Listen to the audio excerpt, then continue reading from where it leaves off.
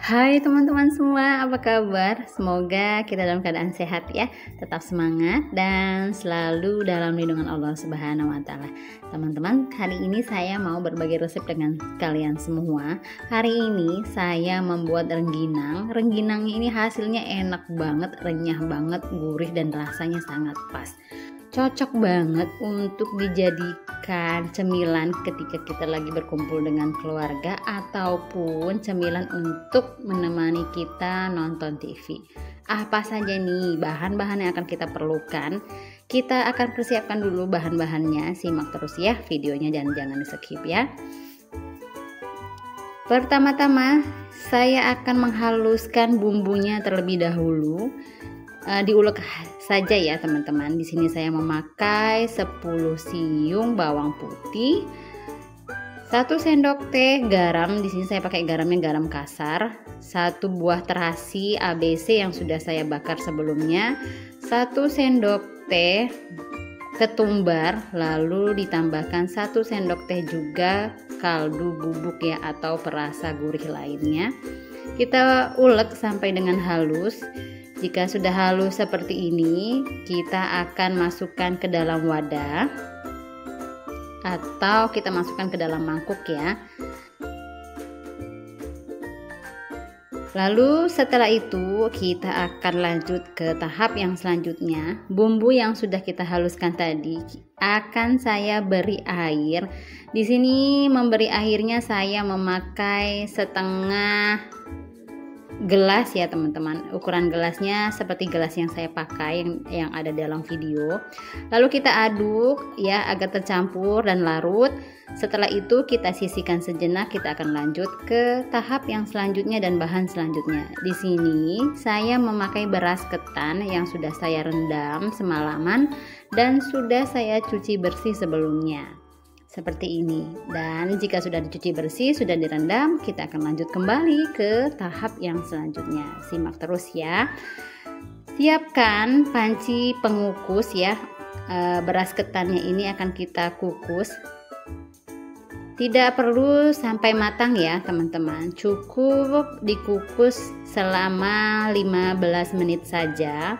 Artinya beras ketannya tidak terlalu matang karena mengukusnya hanya sebentar. Jangan lupa untuk kita tutup beras ketannya ini ya. Kita hitung ya teman-teman dari pertama menghidupkan kompor sampai dengan 15 menit ya. Jika sudah 15 menit ya, teksturnya itu setengah matang ya, bisa kita cek terlebih dahulu.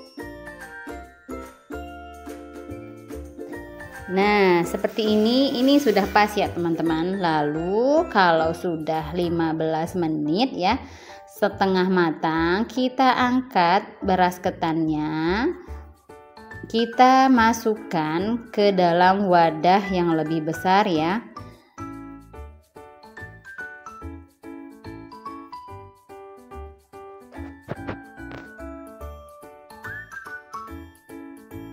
Siapkan wadah yang lebih besar atau mangkuk yang besar. Di sini saya akan ambil beras ketannya, setengahnya saja ya teman-teman. Setengahnya dulu. Lalu setelah itu masukkan bumbu yang sudah kita beri air tadi. Bumbunya juga setengahnya dulu ya teman-teman, jangan semuanya. Setelah itu jika sudah kita campurkan ke dalam beras ketan yang di dalam mangkuk besar, kita aduk sampai rata. Jika dirasa sudah rata, masukkan kembali sisa dari beras ketan yang belum kita masukkan. Nah seperti ini ya teman-teman. Jika sudah kita campurkan, kita masukkan kembali bumbu sisa dari yang tadi ya, yang pertama tadi. Jangan lupa untuk diaduk, pastikan semuanya tercampur dengan rata dan tercampur dengan sempurna. Seperti ini, kita akan lanjut lagi ke tahap yang selanjutnya. Jika sudah meresap atau tercampur dengan rata beras ketan dan bumbunya, masukkan kembali ke dalam panci pengukus, lalu akan kita kukus kembali ya teman-teman beras ketannya ini. Beras ketannya ini akan saya kukus selama 15 menit juga ya teman-teman. Jika sudah 15 menit itu teksturnya itu sudah matang ya teman-teman. Dan akan kita angkat terlebih dahulu, dan sebelumnya pastikan dulu ya beras ketannya ini apakah sudah matang atau belum ya teman-teman. Oke, ini sudah siap ya. Nah, kita akan lanjut lagi ke tahap yang selanjutnya. Di sini saya memakai wadah yang seperti ini ya teman-teman. Di tempat saya ini namanya tampah. Bagaimana teman-teman jika di tempat kalian apa namanya ya? Kalau tidak ada wadah yang lebih besar, kalian juga bisa pakai nampan ya teman-teman, atau sesuaikan aja dengan kebutuhan kalian ya. Setelah itu saya cetak rengginangnya ini. Di sini saya menggunakan cetakannya dari hasil buat sendiri ya teman-teman. Captain Wall yang ukurannya 180 mili. Saya gunting atasnya. Lalu saya gunakan untuk mencetak rengginang. Menurut saya ini rengginangnya ukurannya sangat pas ya, tidak terlalu besar bahkan tidak terlalu kecil.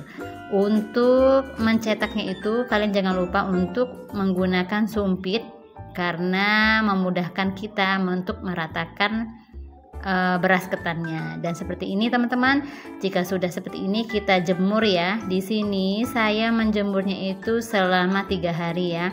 Dan ketika menjemur rengginang ini jangan lupa untuk dibalik juga di kedua sisinya agar keringnya itu merata ya, agar juga memudahkan kita untuk menggorengnya nanti kalau sudah kering seperti ini ya teman-teman. Jika sudah kering seperti ini kita akan siapkan atau kita lanjut ke tahap yang selanjutnya. Jangan lupa untuk panaskan minyak goreng atau minyak makan. Jika sudah panas, kita masukkan atau kita goreng rengginangnya ini sampai matang, sampai mekar. Sama seperti kita menggoreng kerupuk ya teman-teman. Jika sudah mekar, kita angkat, tapi sebelumnya jangan lupa kedua sisinya juga untuk dibalik ya teman-teman, agar matangnya juga merata. Jangan terlalu lama ya teman-teman. Jika terlalu lama, nah khawatirnya nanti rengginangnya ini gosong malahan ya. Nah seperti ini akan saya angkat, lalu saya tiriskan terlebih dahulu ya minyaknya. Dan jika sudah, saya akan lanjut ke tahap yang kedua untuk menggoreng rengginangnya. Masih sama ya teman-teman caranya seperti di tahap yang pertama tadi, atau sama saja dengan kita menggoreng kerupuk. Oh iya teman-teman, di dalam 1 kilo beras ketan tadi ya untuk membuat rengginang, saya mendapatkan 55 piece rengginang ya teman-teman. Jadi dalam 1 kilo bisa mendapatkan 55 piece tadi ya rengginangnya. Nah ini sudah matang teman-teman, sudah mekar. Jangan lupa untuk kita angkat, lalu kita tiriskan rengginangnya dari minyaknya ya.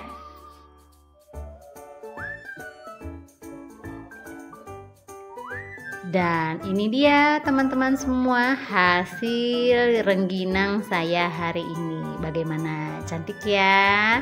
Nih ini rasanya enak banget teman-teman ya. Gurih, rasanya pas, dan kriuk-kriuk renyahnya juga enak. Bisa kalian denger ya dari suara kriuk-kriuk rengginang ini. Saking renyahnya ya teman-teman, kita cobain dulu ya. Ini enak banget teman-teman ya. Kriuknya berasa banget, gurihnya enak, rasanya pas, asinnya juga pas banget, gurih-gurihnya juga bikin rengginang ini enak banget. Dan rasanya nggak tahan lama deh ya, karena selalu dimakan ya teman-teman. Sekian ya video saya hari ini, semoga kalian suka. Silahkan dicoba, semoga berhasil. Dan saya berharap semoga resep yang saya bagikan dan video yang saya bagikan bermanfaat untuk kalian semua. Sampai ketemu di video dan resep saya berikutnya. Terima kasih.